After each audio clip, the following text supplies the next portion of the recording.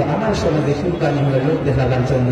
হাজী সাহেব হজ করে আসছেন, কুরবানির হাটে গিয়েছেন, 1 লক্ষ টাকা দিয়ে বড় দেখে একটা গরু কিনেছেন।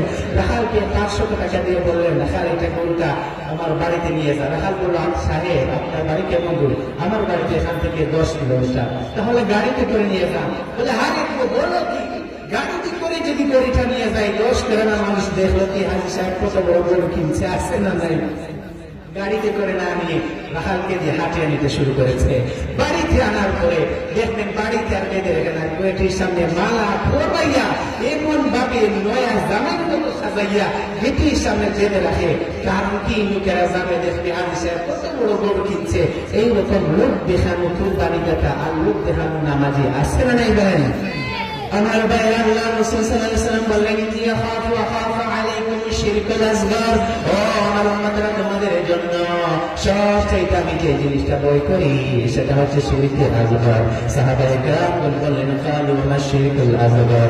ও নবী, শিরকুল আসগরটা আবার কি?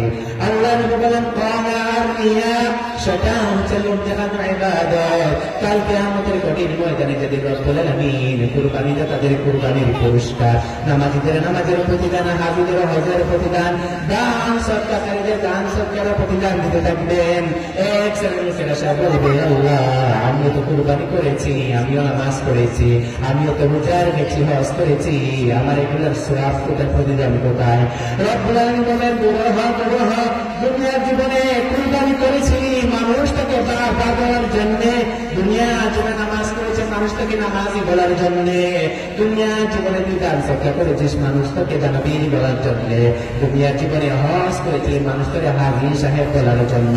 সুতরাং দুনিয়া জীবনে যাদেরকে দেখাবার জন্য ইবাদত করেছিস তাদের কাছে চলে যা, তাদের কাছ থেকে তুই তোর প্রতিদান নিয়ে আয়। নাউজুবিল্লাহ, সেই দিন কোনো প্রতিদান পাবে না। হাজী সাহেব নামের আগে হাজী না লাগাইলে আহারে সর্বনাশ। বিয়ের কাজ করেছে ছেলে, বিয়ে নামের আগে হাজী সাহেব নাই, শুধু আব্দুল্লাহ লেখা আছে। বললো, বাবাজি জানো না আমি হজ করে আসছি? আরে বড় হজ করছি, একবার ওটা হজ করছি 10 বার, এগুলো কি হাজী হতে পারি নাই? ডাক্তার ফিরত দাও, নামের আগে হাজী লেখা আছে না? বলেন কিয়ামতের দিনে লোক দেখানো যেতে ইবাদত করবে না, আল্লাহর কাছে কোনো প্রতিদান পাওয়া যাবে না। তাহলে আল্লাহ বলেন, মুসাল্লি, নামাজ পড়ো, লিরাব্বিকা, রবের জন্য, ওয়ানহার, এবং কুরবানি করো। এই জন্য আল্লাহ তাআলা বলেন, হে নবী আপনি ঘোষণা করেন, কি ঘোষণা করব? কুল ইন্না সলাতি ওয়া নুসুকি ওয়া মাহইয়ায়া ওয়া মামাতি লিল্লাহি রাব্বিল আলামিন। নামাজ আমার তোমারই জন্যে, কুরবানি তোমারই জন্যে, জীবনে মরণে তোমারই হয়ে বেঁচে থাকাটাই ধন্য, বেঁচে থাকাটাই ধন্য। সবটাই হবে কার জন্য? আল্লাহর জন্য।